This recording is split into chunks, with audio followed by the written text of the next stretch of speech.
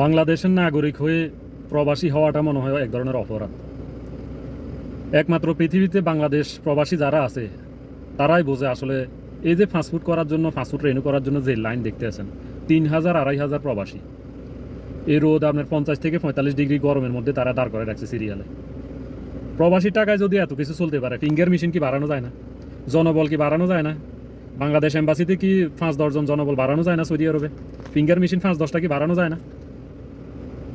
এই প্রবাসীদেরকে এই রোদের মধ্যে, হাড় ভাঙ্গা রোদের মধ্যে এই যে কষ্টটা দিতেছেন, অন্যান্য পৃথিবীর অন্যান্য দেশে যত প্রবাসী আছে তাদের এত ভোগান্তি ভুগতে হয় না। তাদের এম্বাসি, তাদের এই যে কাজের যে ধরন, তাদের যে সেবা, প্রবাসীদের জন্য যে সেবাগুলো দিয়ে থাকে একদম পারফেক্ট, নাম্বার 1।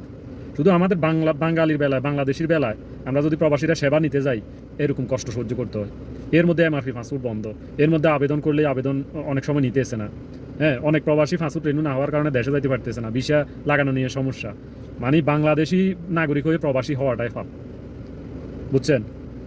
প্রবাসীদের রেমিটেন্সে বাংলাদেশের অর্থনৈতিক চাকা সচল চলে, প্রবাসীদের রেমিটেন্সে। কিন্তু প্রবাসীদের সেবা দেওয়ার বেলায় যত হয়রানি করা হয়, অন্য কোনো দেশের প্রবাসীরা এরকম হয়রানি হয় না। এখন যদি প্রবাসী রেমিটেন্স বন্ধ করে দেয়, বাংলাদেশ অচল।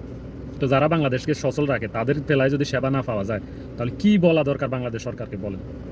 কেন মেশিন 2-4টা, ফিঙ্গার মেশিন 2-10টা কি বাড়ানো যায় না? জনবল বাড়ানো যায় না? বাড়ালে সমস্যাটা কোন জায়গায়?